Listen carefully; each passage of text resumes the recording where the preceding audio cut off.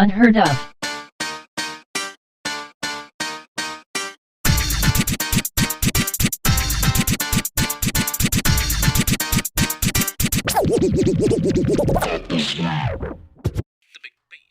What is up, everybody? Here we are back again. Another week with your boys here at Unheard of. I'm Jared. To the left of my screen and yours, if you're watching, is ABG. And down below, we got old Drewby back because we knew we needed him on last week to talk about his sports predictions. And yeah, we finally got him here. But to get us started, ABG, how was your week, man? Yeah, pretty chill week. Pretty chill week. Working, trying to hold out hope that there's a Kanye West album coming out soon, but I don't think so. But other than that, yeah, not much, man. How's your week been going? Pretty good. Yeah, I'm back in the DC area on business. Just got in today, so got a little bit of that jet lag going on. I'm a little tired, but it should be good. I'm here to kill a bunch of overtime and make a lot of money, so that's my plan. Yes, And, sir. But yeah, hopefully we get that done with, and while I'm in my off time, I'm probably going to work on some college and certification training to kind of keep pushing my career. And yeah, and what about old Drewby down there? How you doing, man? Hey, I'm just trying to stay hydrated. It's hot. I'm trying to stay cool. But at the same time, I'm trying to make that money. So it's a constant battle between hydration, dehydration. So Is that why you shaved your head? that's exactly why I Yeah, shaved like my head. like Pedro from Napoleon Dynamite. That's right. That's right. That's one of the best scenes That's right. of cinema history, bro. Like A1. I love that movie, top to bottom. Classic film. Yeah, that's a great movie. That's a classic. It's funny, man, but when you shave your head, it does feel better on a hot day than when you have a bunch of hair. Ooh, man, you are telling me. And I'm already a pretty hefty fella. So hefty boys, hot weather. This ain't our, There's a reason. There's a reason plus size people enjoy winter, and it ain't just for Christmas. Hey, listen, you ain't the only hefty boy on this podcast right now. So, listen, we know what you're talking about, player. Yeah, That's true. So I'm trying to stay hydrated too. I got me a cup of water sitting right next to me. Man. But we got a great show for you guys. It's our second week back. This is our third season. Of course, like we told you guys last week, it's the second episode. And yeah, we just gonna hop right into it, I guess. So Drew, we got a question for you, man. And I mean, we would have loved to see it. So don't get me wrong here. We would have loved to see it. But you did make a very bold prediction about the finals and how Atlanta was gonna win. So tell us what happened there.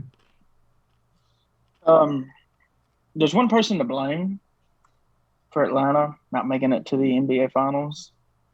First off, I want to say I was 2 games away from almost getting it right. Arthur knows this because we talked about it the other day. I'm going to blame NBA official number 4, Sean Wright. The man who had his foot on the court when Trey shot his shot and rolled his ankle. Completely ruined all our championship aspirations. I couldn't believe it. So the other day I done a little digging on Mr. Sean Wright.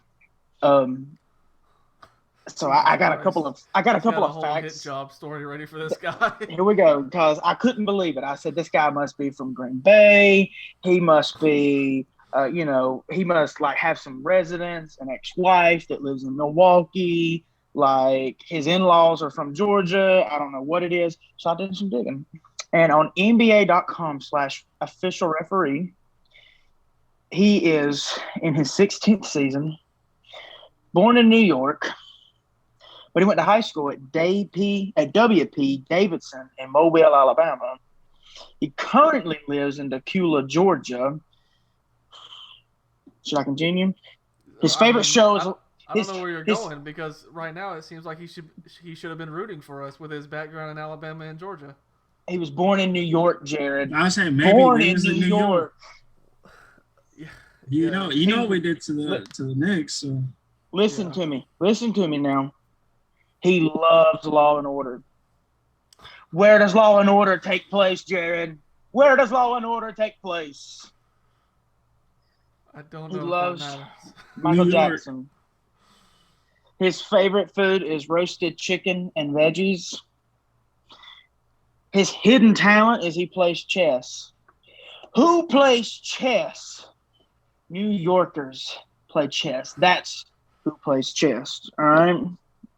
This man has done 842 NBA official games, 53 of those playoffs, and he doesn't have the common sense to keep his foot out of play. I couldn't believe it. Nah, I still think it's a freak accident because head coaches get on the court all the time.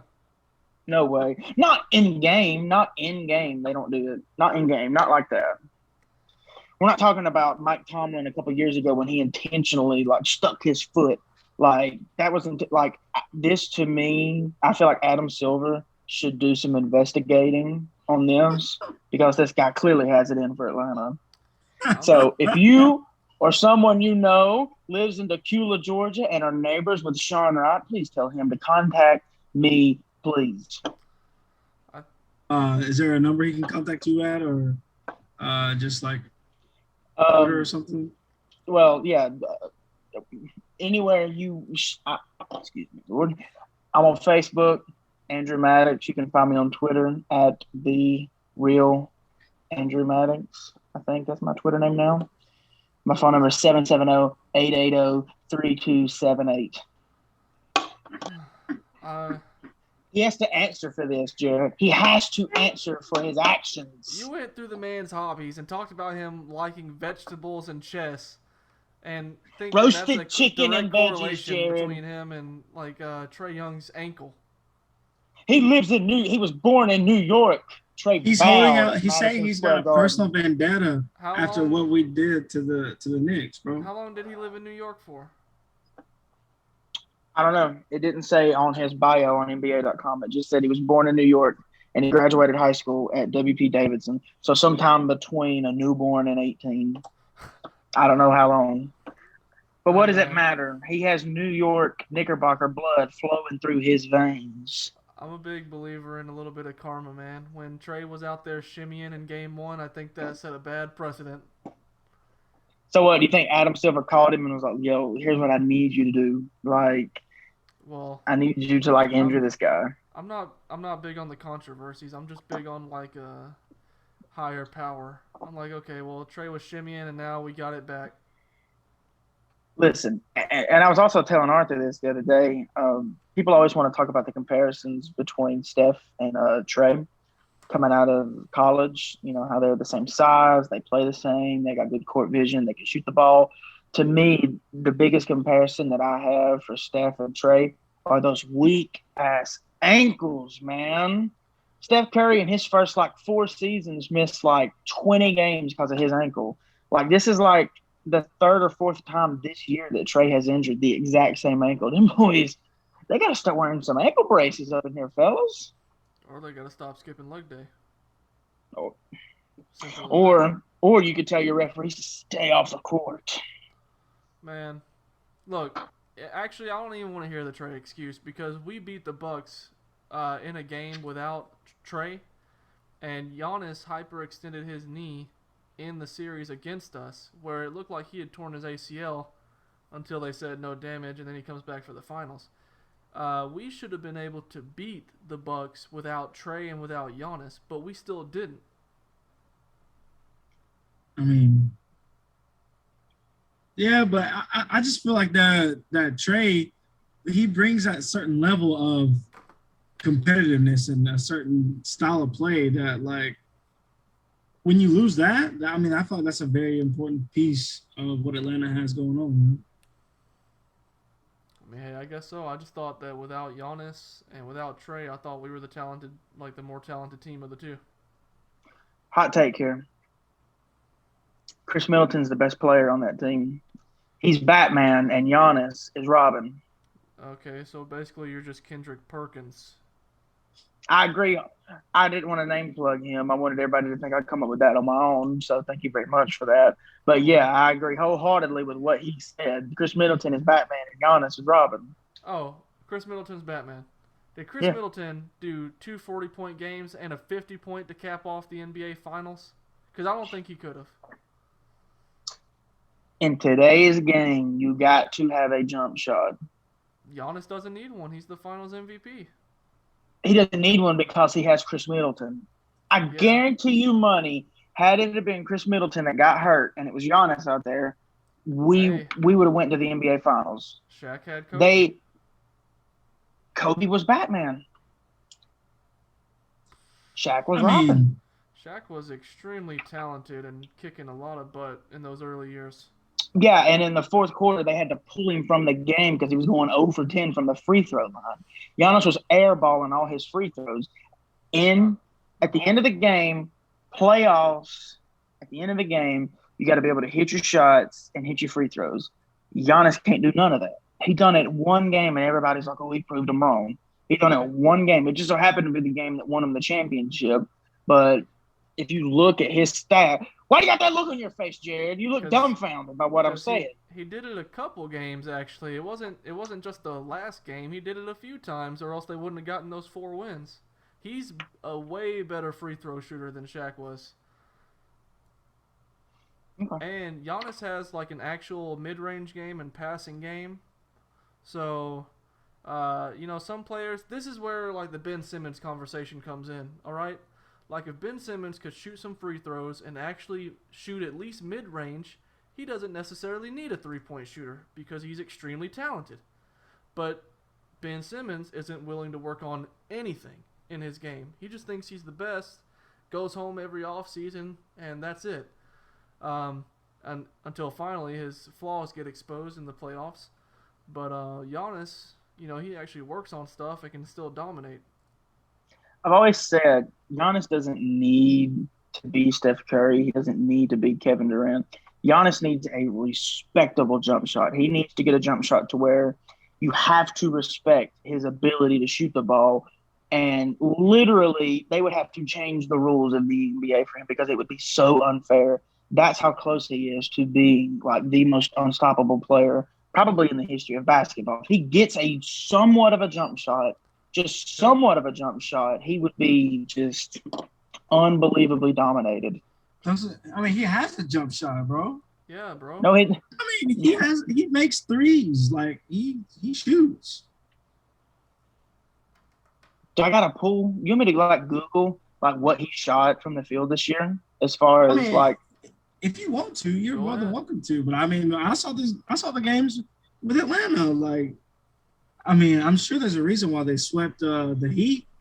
And I don't think everybody necessarily needs a jump shot. I keep saying Ben Simmons is only a waste because he's not willing to work on his current game. Like, he doesn't need to be a three-point shooter. He just needs to learn how to shoot, period. And I didn't say Giannis had to be a three-point shooter. I said a jump shot, a respectable jump shot. He has a jump shot. Hell, I got a jump shot. That don't mean that it's respectable. Why would you need a jump shot if the lane's open for you every single time? But the lane ain't open for him every single time. In the early years when they were getting put out of the playoffs, you want to know why they were getting put out of the playoffs? Because Giannis wasn't driving to the basket. He was settling for pull-up jumpers, and he wasn't hitting them. And everybody kept telling him, drive to the lane. And the defense has clearly figured out all we got to do is set up a brick wall around the rim and force him to take jump shots. Well, none of the teams he faced in the playoffs figured that out this season.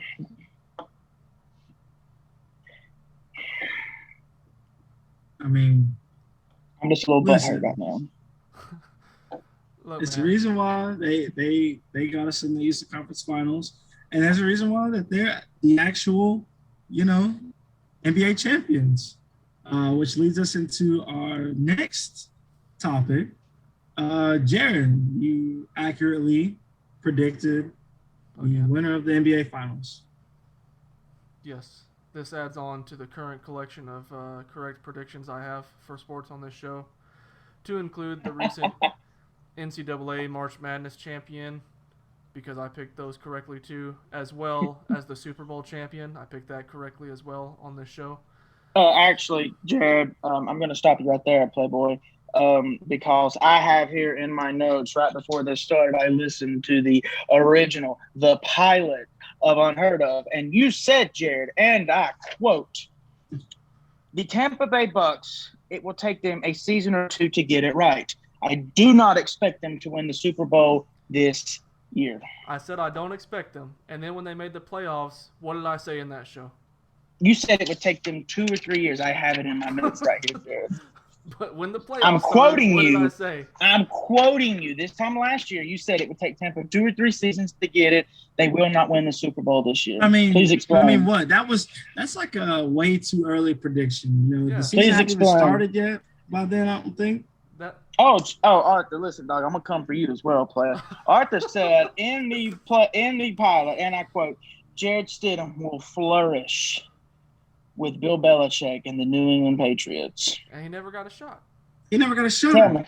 Tell me, I Arthur. feel like if That's he those got his 2 early shot, bro. predictions, and I don't think they had Cam at that point yet, did they? When Arthur made that prediction. No, they didn't even have Cam yet. Excuse me, hang on. Oh, Jared, here's another one of yours right here, Playboy, in the exact same episode. You said the you went NFC first South. You said the NFC South will be up for grabs between the Falcons, the Saints, and the Bucks. Tell me, how did the Falcons favor this year with their top 5 pick? Please explain with your current in a row predictions of sports coming true. With their current top 5 pick, as in Kyle Pitts. I'm talking about, this is what you said last year. So give us a prediction, I guess, for this upcoming season. And I listen, pen and paper. I'm writing it down, and I will remember this, Jared. The only reason I'm coming at you like this is because I listened to last week, and I heard you say we're going to get Drew on here to talk about his awful sports prediction of the NBA Finals. The problem is you went way back. You literally only listened to the very first episode of the show, and you didn't listen as the season was progressing. Because as soon as the Falcons went 0-5, I was like, okay, well, we're obviously done. It's between the Saints and the Bucks. Oh, well, we're obviously done because it's 0-5. But before the season started, this is what your prediction was. Yeah. But once they were 0-5, you were like, I guess they're not gonna make it. But before the season started, you were like, they're gonna be pretty good this year. Oh yeah. You were wrong. Let me tell you this. I know you didn't think that the Hawks were making the NBA playoffs this season, but when they got in, you came on this show and you were like, the Atlanta Hawks are going to go to the NBA Finals. You heard it here first. And they didn't. But I wasn't going to put it out like that because my expectations were realistic as soon as the playoffs started because I'm willing to change, but I'll stick with the playoffs in the late season. But if you come to me before the season even starts, I'm just spitballing.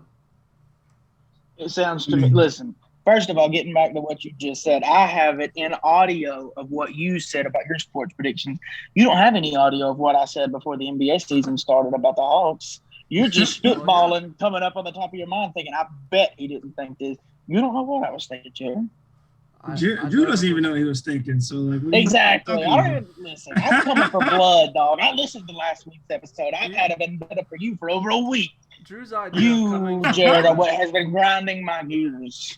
Drew's idea of coming for blood is going to the easiest episode to find and taking a few listens, which is the pilot, because he wasn't willing to go at least 5 episodes back and actually listen to other sports predictions.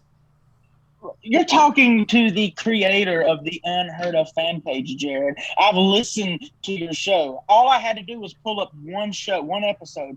It ain't like I had to go through 10 to find one bad prediction about you. I found 2 in one episode. Yeah, I'll keep digging. You can bring me back on next week, and I'll just make it. Drew. Keep digging. I'll just keep digging. You're bringing up dumb predictions about the NFL before the season even started. Go back and check when the playoffs started, and I made my predictions. Drew. So you just said man, why are you bringing up old shit? So you just said that I was looking up dumb predictions. So you just admitted here on air that your predictions were dumb. Yeah, way before the season because nobody knows what's going to happen before the season. But I mean, Here you are talking about it's the playoffs. There's only 8 teams to pick from. I'm going to pick the 2 best teams. The 2 best teams in which playoffs? Tampa and Kansas City. I didn't think they were the 2 best teams. But they were the 2 best teams in the playoffs, Jared. That's what, Okay, let me ask you this. Let me ask you this, Jared. I'm going to ask you a couple of questions, and I'm going to take some notes right here, right now. I said I thought Green Bay was better than the Bucks or New Orleans when the playoffs started. Well, that don't matter. I don't know about New Orleans, but I'm pretty sure you said Green Bay was.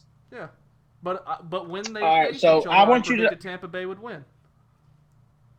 I want you to go ahead and go on record for me here, Jared, while I write it down. What is before preseason? Help me out here, big dog. Falcons record, go. All right, you want the Falcons record? How many games did they win? Out of 18 games, how many games did they win? I thought they 18, 17. No. No, They added a game. 18. Oh, wait, 18. I'm tripping. Wait. Out of 18, how many did they win? Hold on. Isn't it 17 because it used to be 16 games? That's what I'm like. I thought it was No, they only took 17. away. No, they took. I thought they took away 2 preseason games and gave 2 regular season games. No, we just got 1 new regular. Just season. 1. Oh, there's only 1. Okay, fine. Out of 17 games. And they didn't even take away a preseason game, right? I think they still have to put the same amount. No, they play 3 games. They play so it's only 3 games now? I thought it was 2, but I think it's 3. Shoot, I'll go ahead and tell you for the Falcons. I still don't. Spitball, Jared. Yeah, this is just spitballing, Drew. 17 games. What's up? Out of 17 games, 8 and 9. 8-9. I got it on record right now. Who wins the Super Bowl this year for me, Jared? I don't know. That's kind of too early. I didn't predict the Super Bowl last year this time around. Actually, you didn't predict it, but you did predict Tampa Bay wouldn't be in it, and they won the daggone thing. I said I expected them not to be in it. And then when they got in the playoffs, I predicted them to win it. Oh, because there's only 8 teams to pick from, so I'm going to pick the team with Tom Brady on. And nobody really was expecting them to win. Especially you when you said that they wouldn't be in the Super Bowl. Drew, you can also get my prediction down in writing. I got you, Clay. Falcons are going 11-7. Ooh. That's 18 games. Shit. They're going 11-6. Listen, I did math support in high school, Jared. Come on, man. I mean, hey, man, we're from Cedartown, Georgia, bro. Like, I actually made a bet with a coworker of mine today that the Falcons would go 5-0 to start the season this year. 5-0. $50. 5-0 to start the season. And then what? Lose 7 straight? Doesn't matter. Once they go 5-0, I get $50. So, because their first 5 games are against Philadelphia. I don't know if this is the right order. It's Philadelphia, Tampa, Giants, Dolphins, and I think Carolina.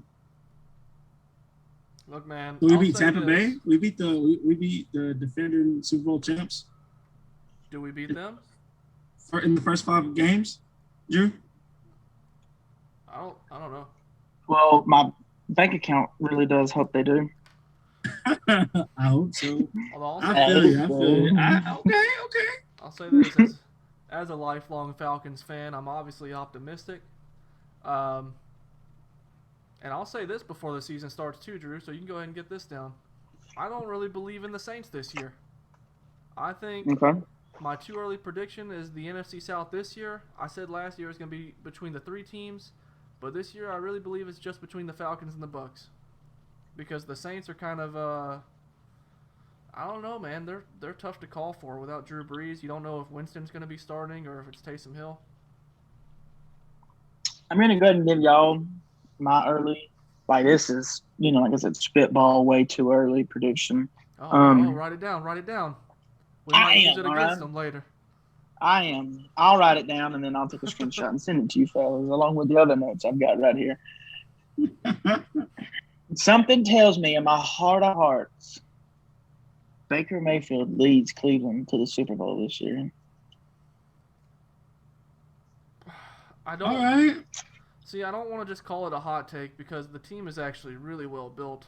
Really well built, yeah. They went to the playoffs last season, so, I mean, they very well could do it. Yeah. So I won't call it a hot take. I think they're a really good team. My early Super Bowl prediction is AFC Cleveland, NFC Cardinals. I think that Arizona added J.J. Watt on defense, offense. I mean, they was unless DeAndre Hopkins retires because he doesn't want to get the COVID vaccine, but that's neither here nor there. Yeah. So I'm gonna go Bucks or Browns and Cardinals. I don't know, man. I think I want to see at least a couple games before I call a Super Bowl prediction. Yeah. Even preseason, I don't like calling it that early. Oh, like I said, this is just a way early spitball. Either way, okay, the conversation got way off. We were just talking about how I've called the last few championships right this season. Yes. And Except for the Super Bowl. I just wanted to. I did call the Super Bowl actually. We had ABG and Ethan on here for that show. So you reneged on your. I'm sorry. But yeah, man, the Bucks. I think they just had all the momentum, and that's kind of what drove them after they won their 2 games. Because even the 2 they lost, it wasn't by much. Each team was kind of in the series the entire time, but by the time the Bucks won in Phoenix, I don't think they stood a shot when they went back to Milwaukee. I mean, you're right. I was definitely pulling for the Suns. Of course, everybody wants to see CP3 win a championship, but Chris Middleton, Giannis. I mean, Drew Holiday didn't do much in the finals, did he? Yeah. No, he was. I mean, listen, in Game 6 against Atlanta, he was looking like an all-star. Mm-hmm. He was taking it straight to the hole. Brook Lopez too. And he didn't do nothing in the finals. They were looking very well in the Atlanta series in the Eastern Conference Finals. There we go. But I mean, they still found a way. What was y'all's opinion on it? Do you think it was just good Milwaukee or just bad Phoenix? To go up 2-0 and then basically get swept 4 games? I mean, Phoenix. I think it's definitely bad. That's definitely bad Phoenix. They didn't. You know who it's. I don't think they lost more than 3 games back to back in the regular season once. Yeah. And they definitely didn't lose more than 2 in a row in the playoffs. So until they faced Milwaukee. Yeah. Well, with the exception of the first round, they went down 0-2 to the Lakers, but then they swept them. Like after that, man, and so that's kind of was the driving factor in my prediction when we called it late, Arthur, was because when Gonzaga faced Baylor for the championship, everybody's looking at Gonzaga like the nationally undefeated team, like, oh, this has never happened before. And so I immediately knew Baylor's going to come in there with their heads held up, man, because they're not going to let that whole undefeated stuff get to them. They're going to come in and whoop them with their defense. And then when the Bucks finally won 2 games in the series, I was like, oh, well, I think this is over now because CP3, everybody wanted him to win, and that's kind of where the media was heading. But the Bucks weren't going to let that happen. They just played some really good defensive ball and went right at them. I'm sorry, go ahead. I was just trying to kind of summarize what he said. So you kind of believe in more like you said, momentum, but also more like if this is what a lot of people are thinking is going to happen, it's not going to happen. Yeah. Look at the beginning of the media coverage. If you watch ESPN before the final started, everybody was calling Phoenix. Like, there was rarely a single person that was calling for Milwaukee to win this. Yeah. And being the underdog is a big factor in, like, championship series and everything because that gives your team a lot of motivation. Like, next season, if these 2 teams ran it back, I'd probably be more inclined to call Phoenix because they'd be going for revenge.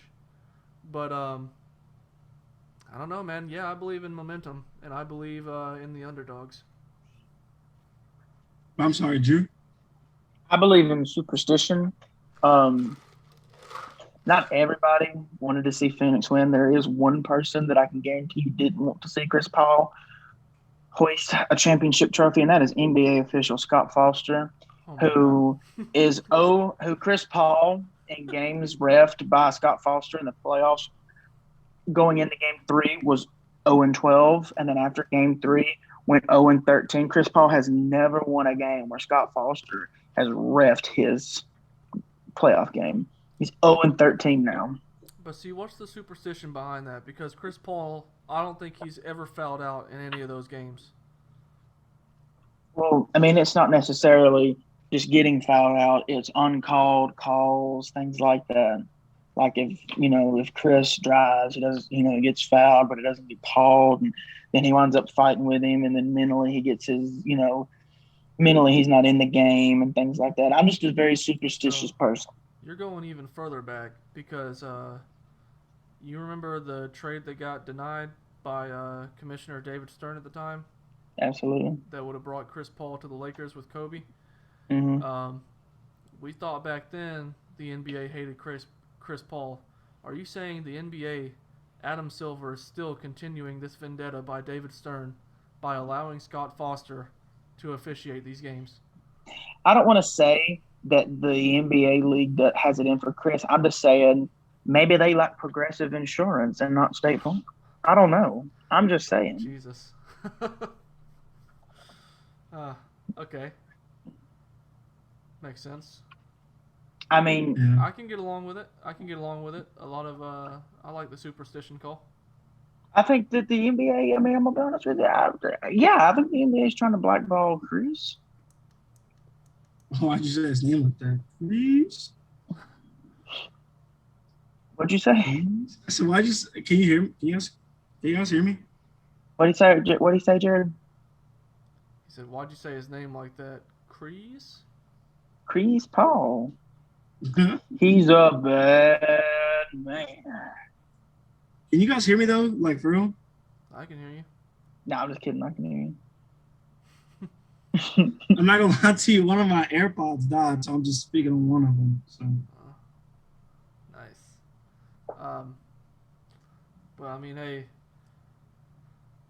it's another dime a dozen. To get to the dwindling end of this topic, do we think CP3 actually wins a ring in his career now? This late. I think he's going into his 17th season next year. So, what's going to happen? Is he actually going to win one ever? I hope so. But I mean, if it comes between him winning one and the Hawks winning one, I'd definitely rather see the Hawks win one. I think that before it's all said and done, regardless if it's in LA or wherever it is, I think that he's going to join up with LeBron before he retires to get that ring. He could do that this offseason if he wanted to. Yeah. I mean, I was going to ask, how was he an unrestricted free agent? I don't know if he only signed a 1 year, minimum deal. I don't know what his contract was. That's why I wasn't going to. He's at the end of that big deal that he signed while he was in Houston, and then they traded him to Oklahoma. Oh, they did trade him. I thought. Oh, okay. Yeah, so this is still the contract from Houston, and then he got traded to Oklahoma and then traded to Phoenix at the beginning of this year. He's got a player option for $44 million next year that he's probably going to decline to try and get like a 3-year, $100 million fully guaranteed, which is way less than $44 million a year. But I guess if you're looking for security, man. Who's given that an age of a point guard, that amount of money? People around the league, like after that season when they gave him that contract, they immediately tried to move him because they thought it was the worst contract in the NBA. I mean, at his age, I mean. Hey, man. All I know is when LeBron is still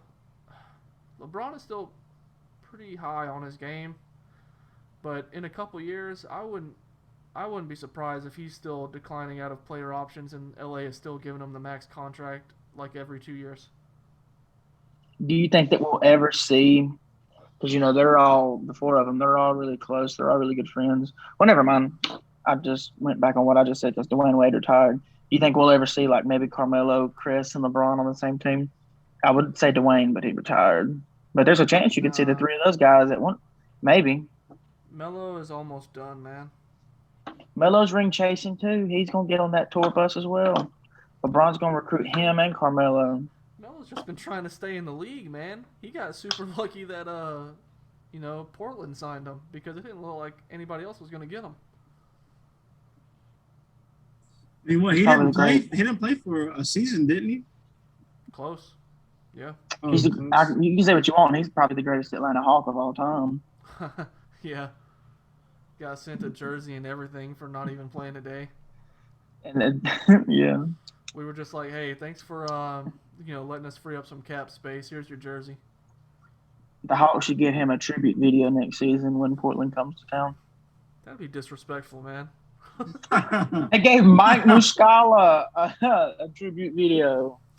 I mean, what do you expect, man? We haven't won a chip since the Hawks were based out of St. Louis. We don't really have any like big time players to tribute in Atlanta, with the exception of obviously the past greats like Dominique. And I mean, I guess you could consider Joe Johnson and Jeff Teague, from back in those days, some pretty great players. But I'm happy Jeff got him a championship, but not Coach Bud. Coach Bud can kick rocks. That's right. Screw Coach Bud, man. I still hate that he got to celebrate that Eastern Conference title on our floor. That pissed me off. I'd rather got swept than have him celebrate on our floor. But we still would have celebrated if we got swept. Never mind. We would have got swept. Never mind. But yeah. So, we want to keep talking basketball. We're all on the subject. And because of this being a basketball-specific show, we're going to go to everybody's most brand new favorite movie, Space Jam: A New Legacy. So, as everyone knows, the latest Space Jam came out with LeBron James, who is not Michael Jordan, obviously. And this movie's getting a lot of unnecessary hate, I think. I actually enjoyed it. It was obviously for kids, if people don't understand that. I watched Undisputed with Skip and Shannon, and I thought Skip was being way too harsh on LeBron James for this movie, talking about critics slamming it and he's no Michael Jordan. Well, if you've seen the original recently, Michael Jordan's acting kind of really sucks, and LeBron James was at least okay, but like my son loved it, and basically it was just all of Warner Brothers properties and pandering. I got to see Rick and Morty, and to me, I thought it, since it was a kids movie, it was pretty decent, and it's not like it was the Emoji film. It wasn't hot garbage. It was an okay kids film, and concept was nice, and I think if anybody's got kids, they'd probably enjoy this movie. And LeBron's acting is better than Michael Jordan's, despite what people say. Yeah, you picked up on a good thing there, Jared. Like, I feel like people's memories never reach past what was trending last freaking week. You know what I'm saying? Like, when you think about the or I guess maybe they look back on the first Space Jam movie with like, the nostalgia eyes, and they're like, oh, Michael Jordan he acted that movie great. That movie was life-changing, groundbreaking. No, I mean, the first Space Jam is still a kid's movie. The second Space Jam is still a kid's movie at the end of the day. So it's just meant to just be fun cartoons playing basketball. And that's what I got from this movie. You know what I'm saying? It was just being able to see just more of the Warner Brothers, like trademark Looney Tunes comedy, you know? So I definitely enjoyed it. I thought the idea of making LeBron a cartoon and interacting with the Looney characters was pretty good. Those sequences were really funny and creative. And I think the most realistic part about this movie is the LeBron James residence is an actual mansion because he's got like $1 billion. And if you go back and watch the first Space Jam where Michael Jordan is a multi-millionaire at the time, he literally lives in like a 2-story home. He's supposed to be like some middle-class dude, NBA superstar. Exactly. So, no, I never even thought about that, Jared. That's another good point. I never even thought about that. He lives in like a house that like he basically lives in my childhood house in that Yeah. movie. Basically, they made it like Michael Jordan's supposed to be this middle class hero, but also in the movie he's still an NBA superstar. I Like mean, yeah, I don't get it yeah, all the hate. This movie was more realistic. Um, Obviously the plots are going to be the plots. You have to cartoonize these characters somehow and make it what it is. But I enjoyed the movie, and I think it's getting a lot of unnecessary hate just because of people's still constant hate about LeBron James. I mean, look, I don't think he's the GOAT either, okay?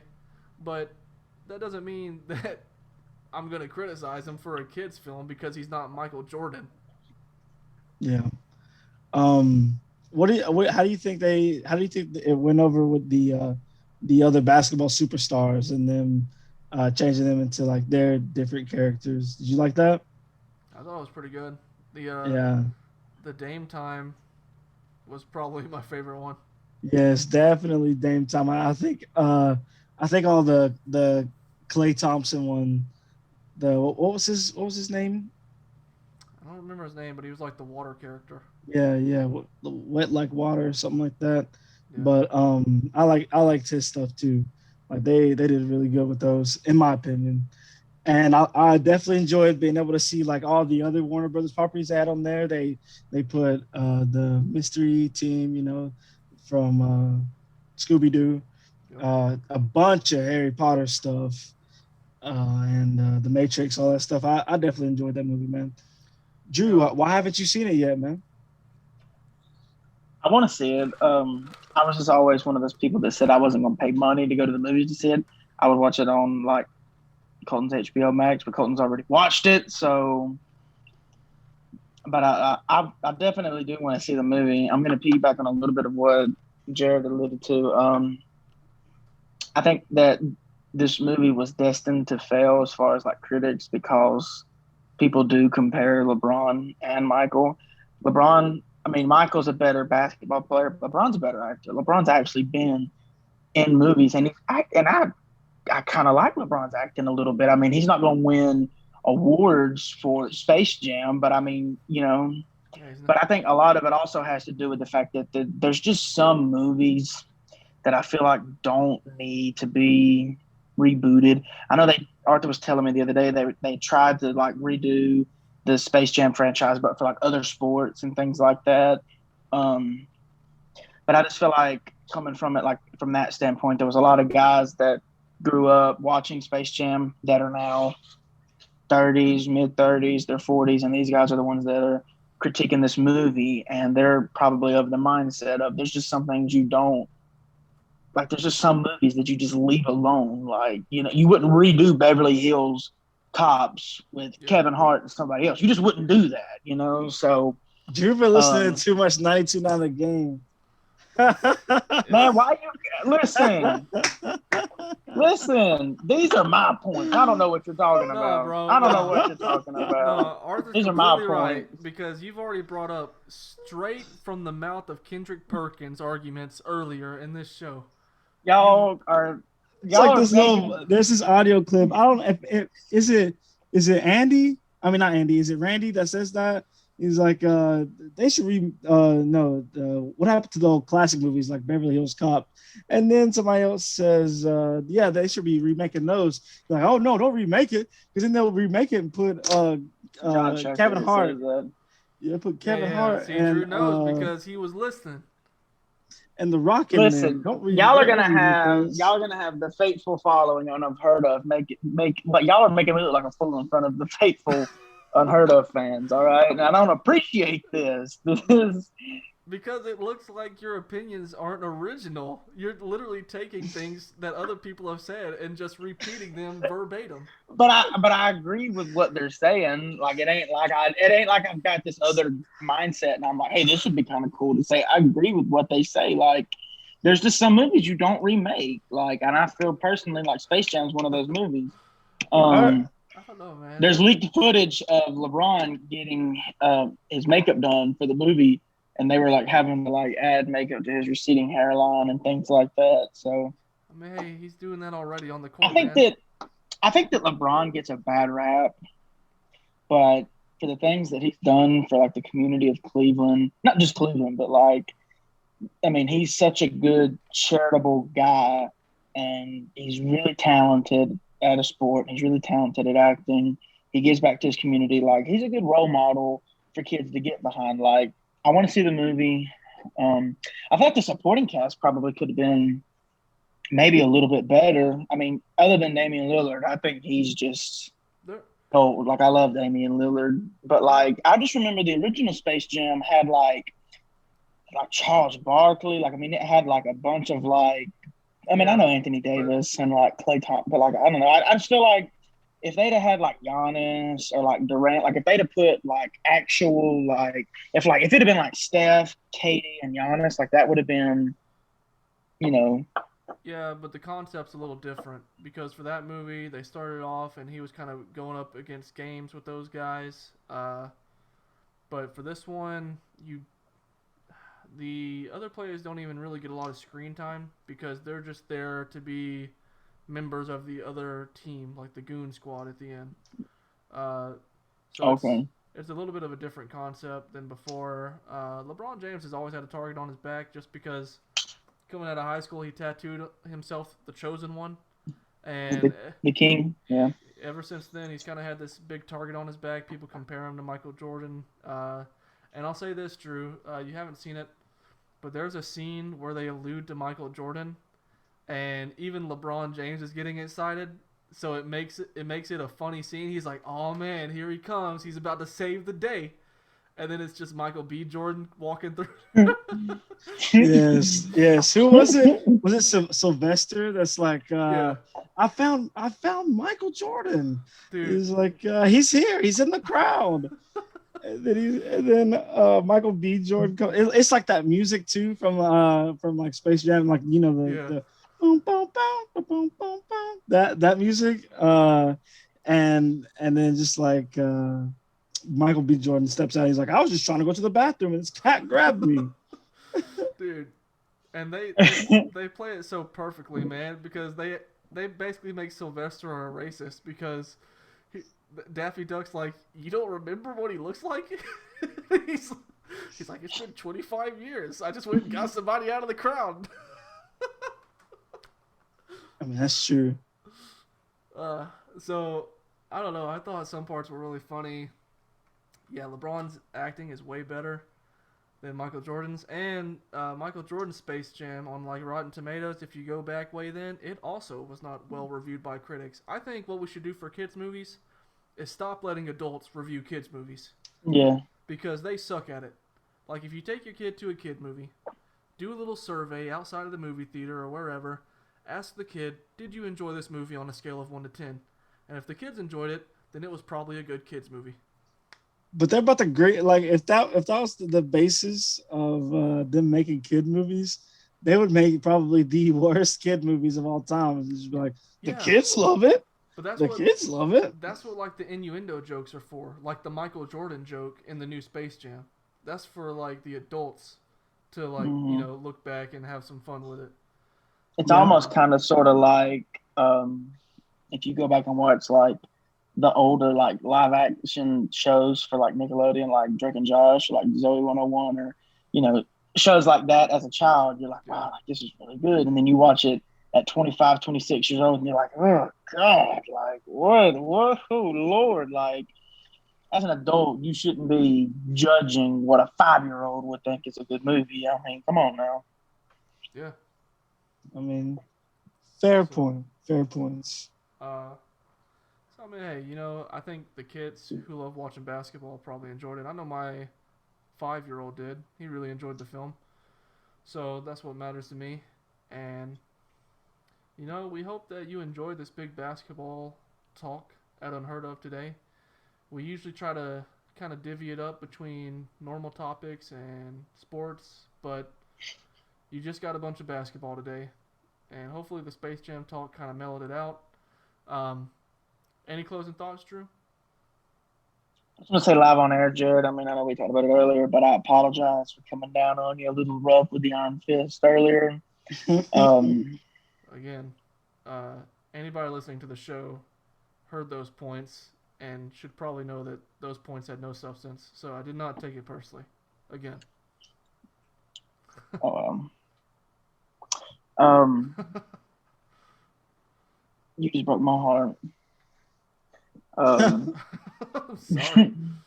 I was hoping you'd be like, listen, I took it to heart. I appreciate you. You apologize, but it is what it is. I mean, I appreciate you apologizing, but I'm not sweating, No, and I never it's took okay. it personally. So I appreciate it. I still love you. I love you. Thanks for having me on the show. I enjoyed it. I hope people don't give me too much of a hard time for my wrong prediction. So if you see me out in public, take it easy on your boy. That wound still ain't healed, but it's getting better day by day. All right. And where can we find you at? Facebook, Andrew Maddox, or Twitter. I would plug my Twitter name, but I don't think I know it off the top of my head. So mostly Facebook. We'll go Facebook. How about that? Yeah, and as for me, I'd say let's keep enjoying summer while it lasts. Everybody's still planning a lot of fun trips and travel. I'm looking forward to a few trips, hopefully coming back home here in the near future. And yeah, you guys can find me on Twitter at Jared Evans. There is still no TSA update. My paperwork has been sent in. They have yet to respond to the incident. My laptop is getting worse by the day. And at this point, I'm probably going to have to go get a new one before I get money for the old one that they broke. But you can keep following that story at my Twitter. And happy thoughts, rest of the week. Wish you all the best. And what about you, ABG? Arthur, wake up and give your closing thoughts. Vaccinations, right? Vaccinations. It's looking like people who are unvaccinated are going to be dying in record numbers this year. So the one person to start talking about vaccinations is the person that waited the longest to get it. Listen, I did. I ain't gonna lie. I waited a minute, but I got my first shot, and maybe this week coming up, I'll have my second shot. So I'm making an effort. Some people that are unvaccinated are having bad outbreaks, all this stuff that's going on. So, I mean, just get vaccinated. If you're not vaccinated, just get a shot. Yeah, just get a shot. Yeah, just get a shot. Yeah. It's free, and also, I don't know. Thank you to Drew, of course, for being on. Thank you to everybody. If you made it to this point in the show, I would definitely like to thank you. Even, I guess you're not listening anymore, but even if you only listen to half of it, I'll thank you. Even if you ever listen to us. If this is your first time, welcome. This is unheard of. And yeah, that's it, man. You can find me on Twitter at young without the O _ABG. I just posted a new picture of myself on there today. You know what I'm saying? I'm pretty active on my Twitter account. Semi-active. But also you can follow us as a unit on excuse me, as unheard of on at unheard _of pod on Twitter and on Instagram. I'm struggling through this today. I'm sorry. You guys bear with me. I'm struggling. But Facebook. We're in the final seconds. You got to cross the finish line, man. It's the Olympics. Facebook, man, look us up. We got fan pages. We got a fan page, I guess. And we have our regular follow page. the Unheard Of fan page on Facebook. Yes. And YouTube, we got links. You know who it is. It's Unheard Of. Even if you don't know who it is, you will soon. True. So yes, thanks everybody for tuning back in. It was pretty good to see our numbers still tuning in even after our break. That was good to see. So, as always, we love you, we hear you, and we hope you hear us here at Unheard Of. And as always, I'm Arthur. And I'm Jared, and you just listened to Unheard Of.